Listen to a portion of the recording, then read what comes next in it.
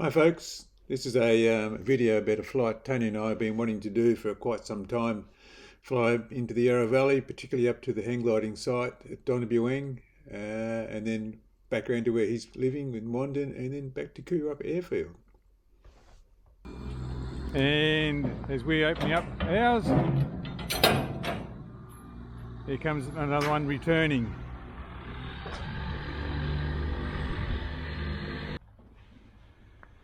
So they fold up quite neatly and go into this shipping container. And it's just not hard to get them out, and then we just unfold the wings, stuff the battens in, fuel them up, and they're ready to go.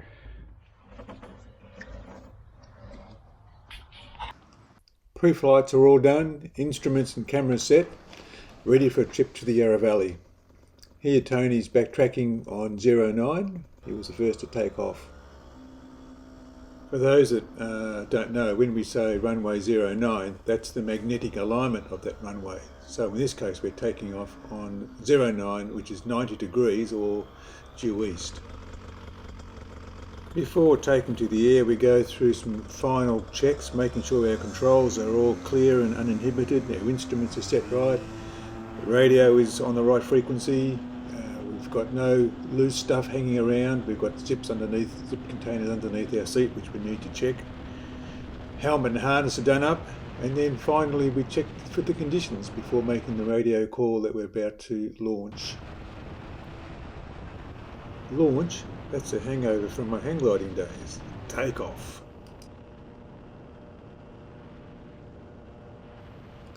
This is Tony now circling up to a decent height to get over the nearby houses. That instrument in front of him, which you can see the black mark moving up and down on the right hand side, is a vario. When that's moving up, he's in lift or climbing, and later on in the video, if you have an opportunity to glance at it, you'll see that there's quite a variation in the air that he was flying in. He chose to fly below the inversion, where all the turbulent air was being capped by that inversion, and he had quite a rowdy ride over there, but he had less of a headwind, whereas I elected to fly above the inversion, which was about 27, 28, and I had a stronger headwind, which meant Tony got to the Donna Buang range quite a bit earlier than I did.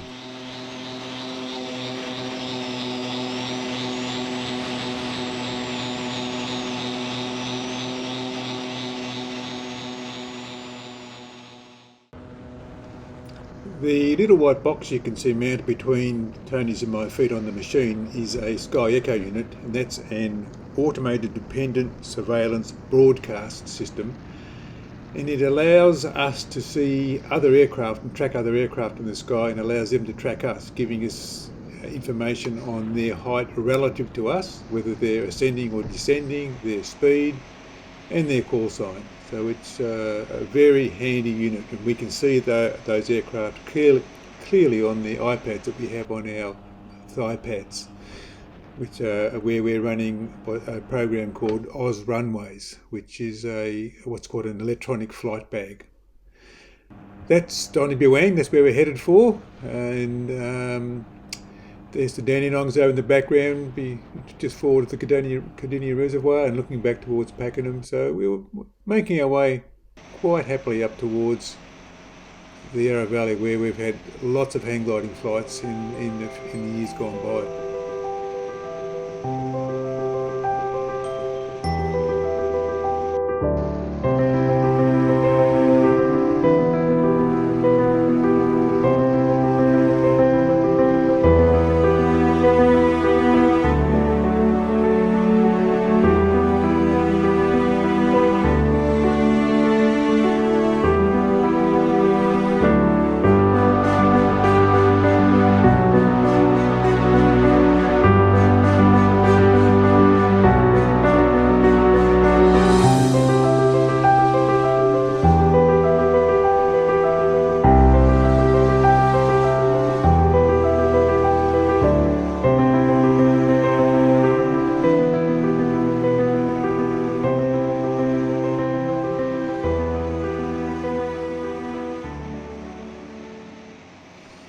This is Ben Can, or the westerly aspect of the Donna Buang range, and it's a place that Tony and I and many other hang glider pilots would often soar back and forth along in the late evening sea breeze that would arrive on hot summer days.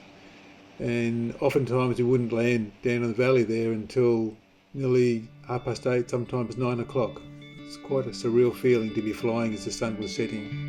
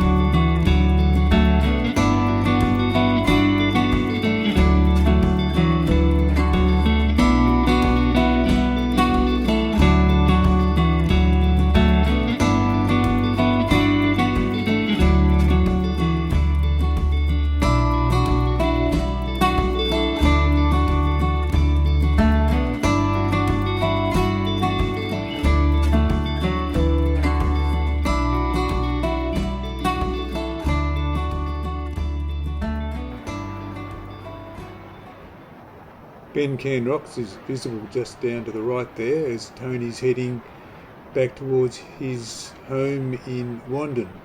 He's at 4,700 feet at the moment, which is fine because airspace begins at 8.5, and so we're in general aviation airspace, which is fine, but by the time he gets to Wandin he'll have to be down to 4,000 feet because the airspace there starts at 4.5. That's the Don Valley below, leading back up to that little pimple on the horizon called Mount St Leonard's. And here we are over Wandin, Tony's place down there amongst those houses. And you can see the Dandenongs in the background.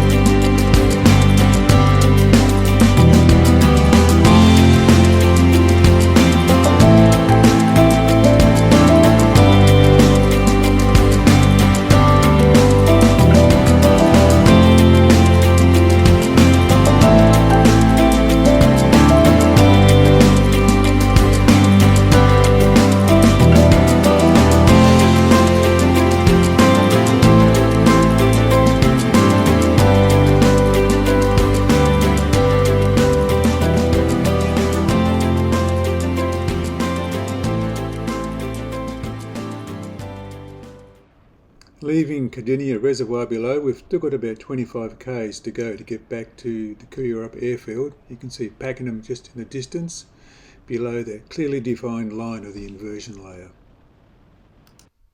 Having advised local traffic of my position, ETA and intentions, it still pays to be vigilant and expect the unexpected.